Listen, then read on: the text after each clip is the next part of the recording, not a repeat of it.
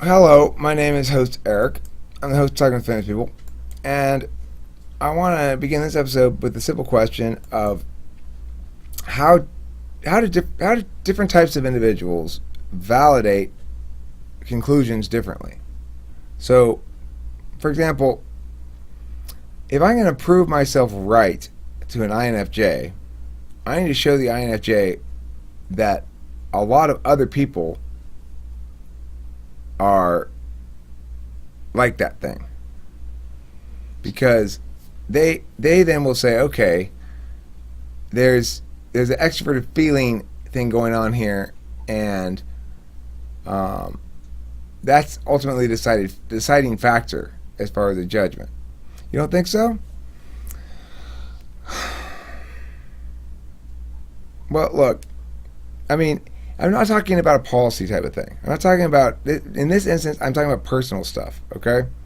Like, if an INFJ thinks here's for example. Margie thinks that it's a bad idea to put out as many videos as I put out, and that it's for lots of good reasons that she's expressed. I talked about it in another comment response video. Basically, she says if you want to manage this channel more effectively and increase the subscriber number as much as possible, that I should present the media differently in ways that are more effectively attending to what people want. Okay?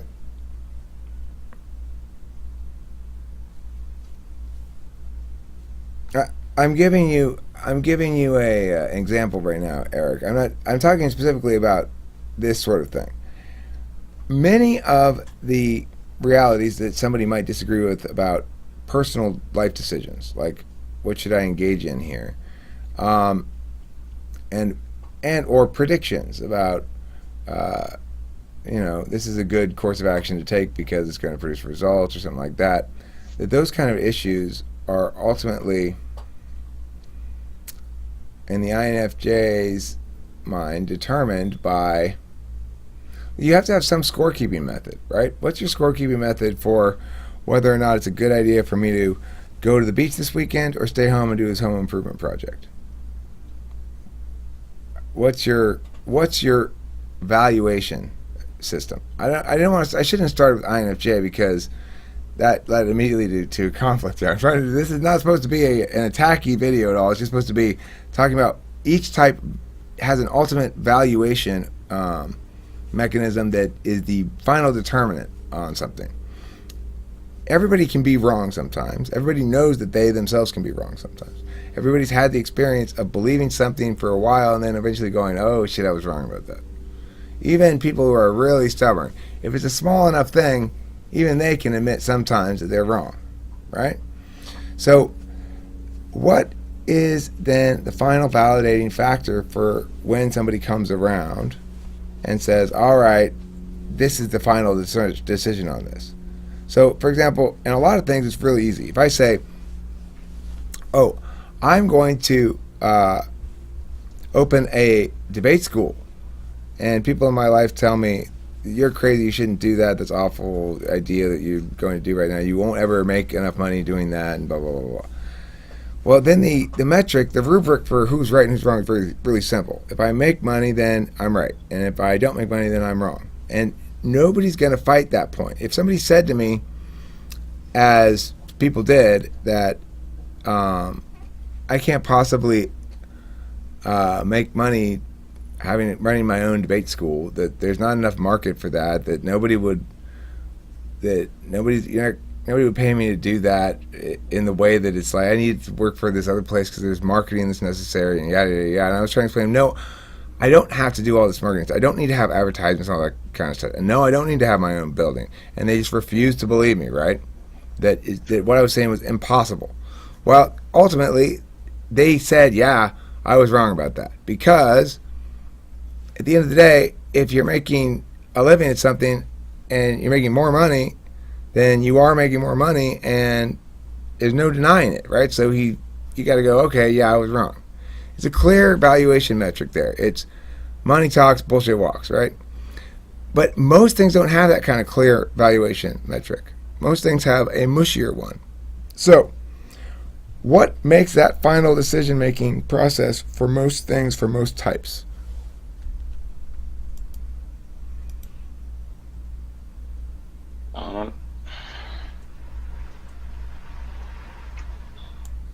Well, with INFJs, it might be people that might be the determining factor, right? Okay, say that again. But with INFJs, it might be people that could be the determining factor, right? Well, I mean, I guess as I think about it more, I have to make more clear the distinction between things that have a. If you're going to make a prediction and you're saying it's low probability and I'm saying it's high probability, then isn't the low probability person wrong, Margie?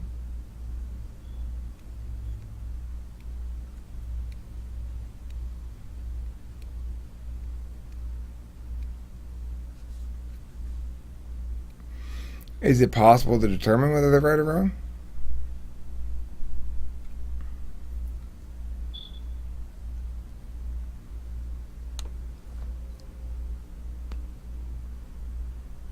Okay, but does time in fact make that determination as to who was right and who was wrong?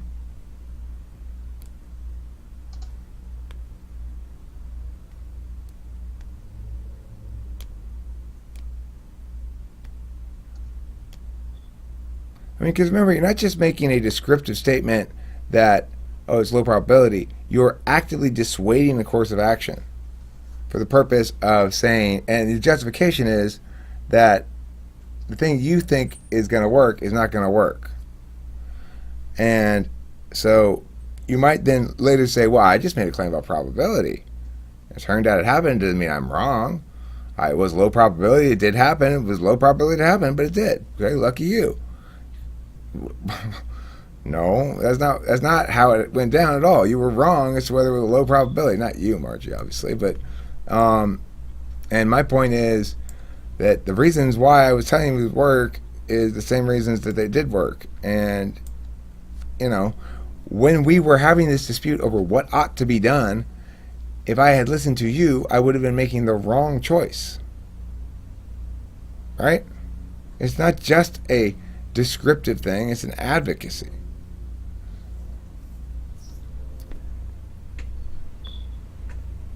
To both open my own school and get a full-time job someplace else?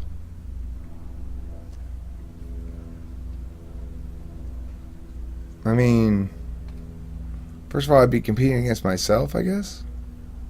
And once I have my own school, I am willing to take on other little jobs if I wanted to, as a means of generating, mostly as a means of generating more interest for my program, not so much as.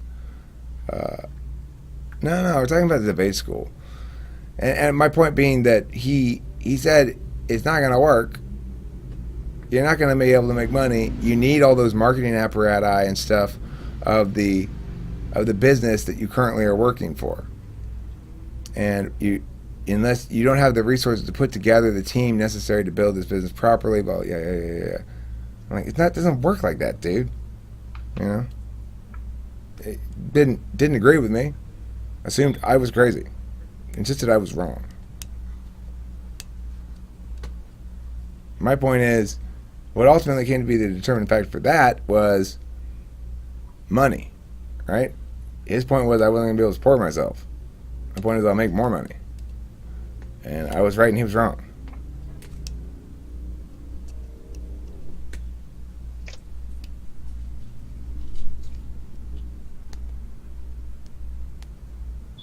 NINITI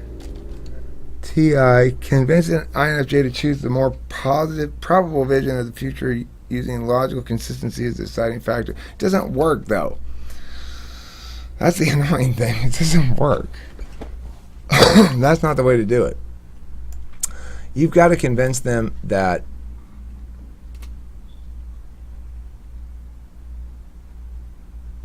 you have modest expectations.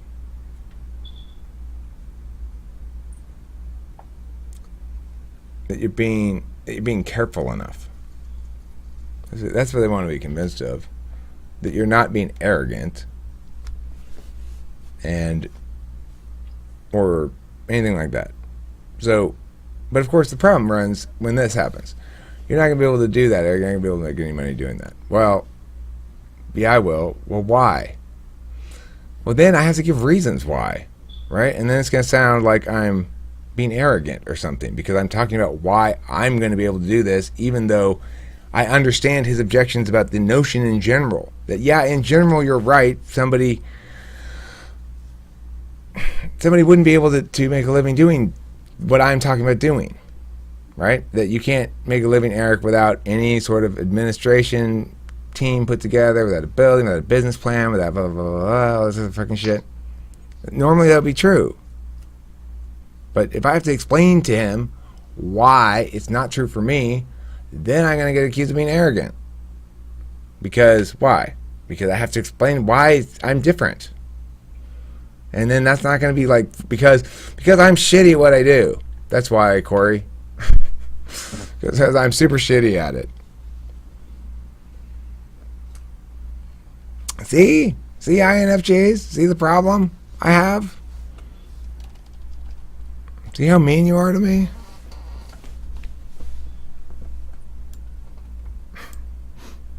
I blame all of you. Yeah, thanks, Eric. You should be sorry. You're very, very mean to me. Made me very sad. I told him, I'm like, dude, you don't think I understand. Your opinion is like the only opinion that I really, really care about. And you are such a dick to me all the time. I don't know what to say about it. Except I rant about it on Talking with Famous People. Of course, I guarantee you he doesn't watch it. Why? Because he doesn't think it's any good. That's the reality I gotta deal with you fuckers. As I tell the INFJs who are here participating in my Talking with Famous People that they're bad people for hating Talking with Famous People. Yeah.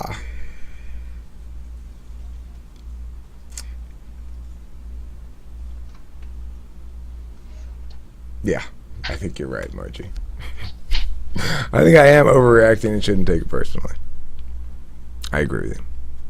But you know what? I'm subject to hurt feelings too occasionally. And if anybody can hurt him, it's Corey. But at the same time, if anybody can get me seriously happy with a few words, it's Corey as well. You know, when he told me he does not compliment my songwriting and stuff like that very often, almost never. He doesn't talk shit about it either. He's not like, another shitty song, Eric. You know, he's like, that's pretty good. And then, but he had high praise for Sackful of Solvency, and that made me extremely happy to hear it from him, and continues to make me happy when I think about it. It's like, okay, finally. It takes years to get something that meets his standards. It's frustrating. But good for me, because of course I think he's right. I think he waited for the right time to give me props. That one deserves props, you know? And the fact that he confirmed that, now I know for sure, right? Now I know for sure what I thought this is a particularly good song. Now I know. That's fucking INFJs for you. No, I think they're taken seriously. I think he takes them seriously because of the fact that thing with that song happened, right? I'm not accusing him of not taking things seriously. I'm pointing out the fact that you guys are really bad at being wrong.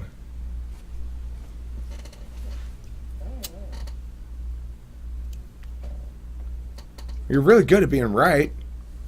And I love that about you. Yeah, Margie, de los Santos. Marjay de la Mayo. Marjay Lamayo. Anyway, yeah, she's INFJ. But do you see what I'm saying? You guys are great when you're right. You guys are bad at being wrong.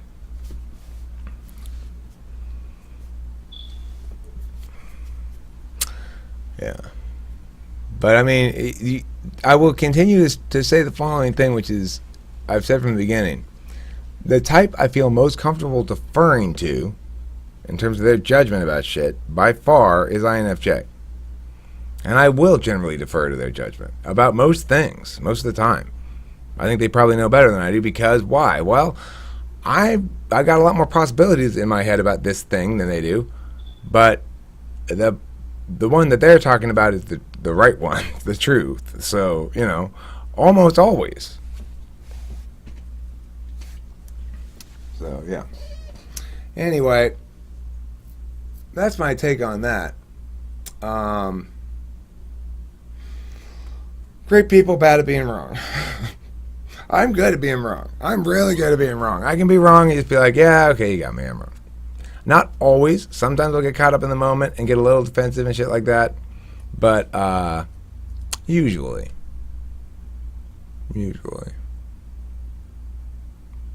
I guess it depends how attached I am to what we're talking about, too. If we're talking about, like, what color nail polish looks best, then, you know, you're welcome to be correct about that. Although, you're wrong, the orange one looks better. Most importantly, you should know that.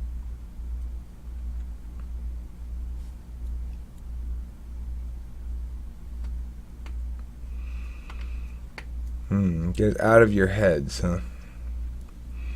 Well, yeah, you know, it's funny. You guys have such a placid surface to your lake that,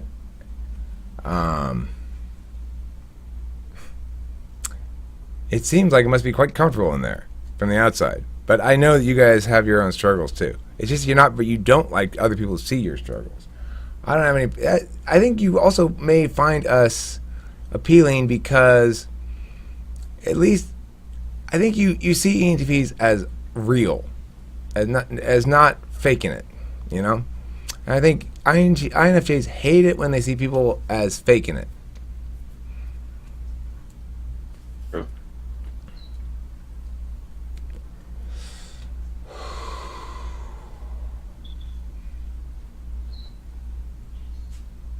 Yeah. I think we share that. I don't necessarily value it so much as INFJs do in others, but I've never been. I think one thing that a lot of ENTPs, or at least me, encounter early on is that we don't lie well. We're easily caught lying because it's obvious that we're lying, and so maybe for that simple practical reason, we push honesty and transparency as a mechanism. That way, we don't have to worry about lying, you know, because we just be super honest about everything, and you deal with it. And I think that's the thing. It's like, where are you going to dump this? Am I going to dump it in my own head and deal with it myself, my own trash, or am I just going to dump it out in the world and let everybody else deal with it? And basically, my strategy is the second one. Just dump all the shit out in the world. And, well, just be directly honest about everything, and then you guys fucking deal with it. I don't want to think about that FE stuff, you know? I don't know. It seems easier to me. Yeah, being honest is easier. Exactly, it's so much easier. And being transparent is easier too, by the way, INFJs. I mean, I know I'll never talk you guys into it for a second, but I'm just saying, being transparent is a lot easier too, because then you don't have to worry. Not only do you have to worry about whether or not you're telling the truth, you don't even have to worry about whether or not you should say that. You just say everything. Then you're free and easy. It's called happy times. Nobody has any ammunition against me that I haven't already used on myself.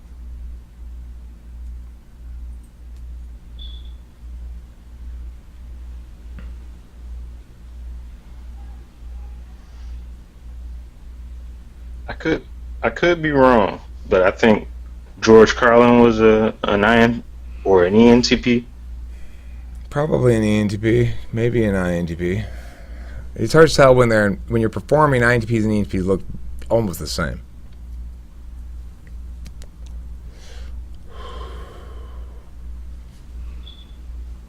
But yeah, George Carlin, I identify. A lot of people have said they identify me with him in some fashion or another. They remind me of him, or Yeah. and they remind them. I remind them of him, or right, something like that. I don't know how you arrange that sentence, Like but yeah, and I can see why. I guess he did with comedy. He tried to point out that certain absurd contradictions were internalized, and he came from a different time period, so there was a lot less understanding about basic shit, like that shit, that everything that there was sort of a default position that the way things is how things ought to be as a default for sure thing, until and unless something disrupts something. So that was much more of a default back in the olden days, where it's like if you're making any kind of claim about how things aren't great right now, then what the fuck's wrong with you? Things are great right now. So that's a different place. And so he was going in and being like, no, things aren't great, you fucking morons. But the truths he was pointing out seem kind of obvious now, but they weren't obvious then.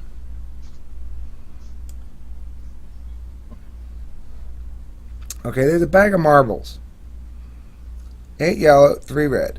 You see it as, I may get a red or yellow marble. We say, you're more likely to get a yellow one. You say, but I want a red one. I say, it's most likely won't happen.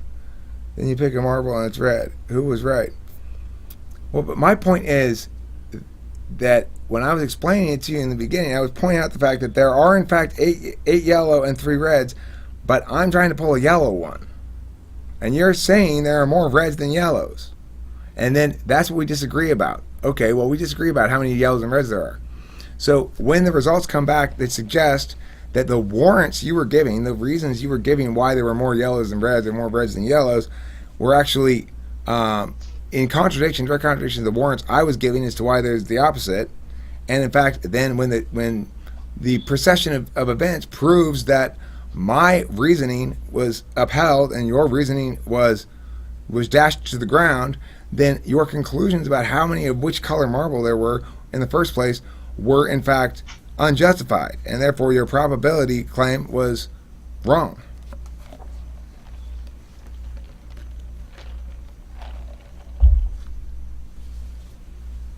That's the thing. We argued about how many of yellow and how many red. We didn't just argue about which color I was going to pull. We argued about why. That's why I had to explain why it was in fact the case that there are this many reds, and you're mistaking a normal bag of marbles for this bag of marbles.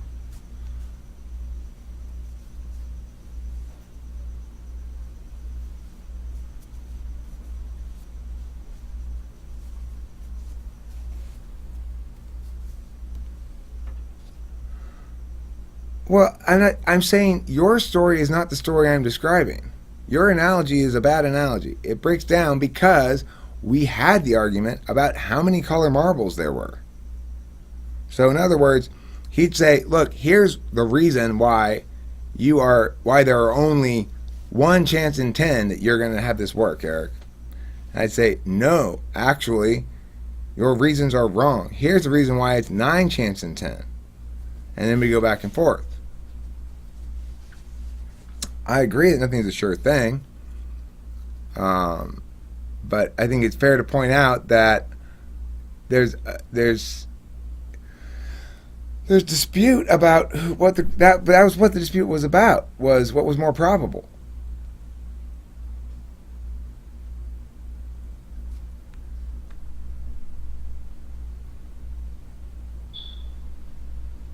I know. See, this is an INFJ position on this. They want to view it psychologically. Like, well, Eric, the reason you're so committed to it working is because you have a lot personally invested in it. But that's not why I believe it's going to work. That might be why I want it to work. I'm not subject to that. You know? But see, this is why I think it's an INFJ thing, Margie, is because of what Eric just said. I think you were saying something a little more personal. We invest so much of our time into others, we want things to go right. The fact that I really wanted it to go the way I wanted it to go didn't change the fact that my predictions of it going the way I wanted it to go were not based on my wanting it to go that way. And I think INFJ has a difficulty with this. They correctly read the fact that 99% of people cannot separate from themselves their passionate want with their objective analysis of a situation. But I can, and did, and do. And the reason you know I am and can and did do is because my reasons were better. And they withstood muster, and time proved them correct. It had nothing to do with your accurate assessment of my psychological state. It doesn't matter if I was desperate to have it work, that I really badly wanted it to work, that most people would be biased by those factors into believing it would work more than it actually would. None of those things matter, because all the actual reasons I was giving for why it was working weren't any of those, and they were all legitimate. Like, look, I already have a massive amount of people who are wanting me to coach them and wanting to pay me money. I just can't get them right now until after this semester. Well, well, you don't know if they're still going to want you. Now, I do know, and here are a bunch of reasons why, and how it's a zero-sum sport and it's different, and this is why. And I think he viewed all of those behaviors through the lens of, but you really want this to be true, Eric. Well, yeah, I really want it to be true, and good for me. Happy day. It is. I mean, I'm not subject to that shit.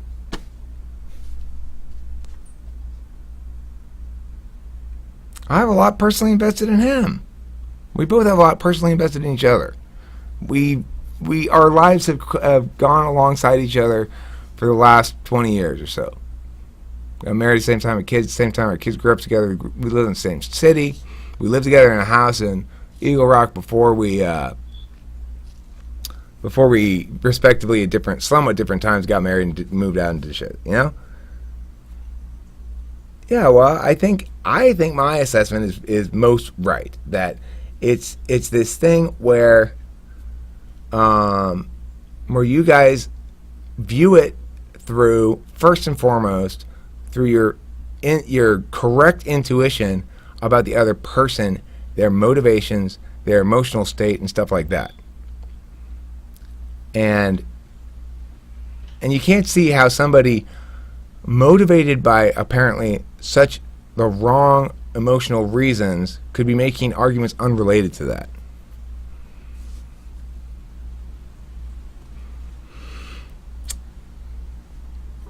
But I mean, we got stuck here on INFJ because I really want to talk about valuation being variations of it between like ENTP and INTP, even though we both use as a dominant judging function TI. I think we value things according to different metrics, or determinant. What's determinant would be a better way to put it, you know? So let's stop this video on the INFJ matters of what's determinant. And here's what I also think though is that, hey, content, no, fucking content. Fucking dog. Well, at least it was just a squirrel he was going after. I thought she was going after something else. Yeah, so INFJs, keep bringing me your truths. Okay, I'm confident that the following thing is going to happen. I'm never going to have to deal with that again because I don't expect Corey to be wrong again. He's not been wrong often in the past. So, you know, shit happens. Everybody gets plenty of passes. Everybody gets infinite passes from me. If you're on my team in general in life, then you get infinite passes. It doesn't mean you get to behave as though you get infinite passes, but You do, basically, because I'm going to require them myself. That's the thing. I require infinite passes, so you get them too. Reciprocal burdens, after all. Just don't kill anybody. Thanks for watching Talking with Famous People.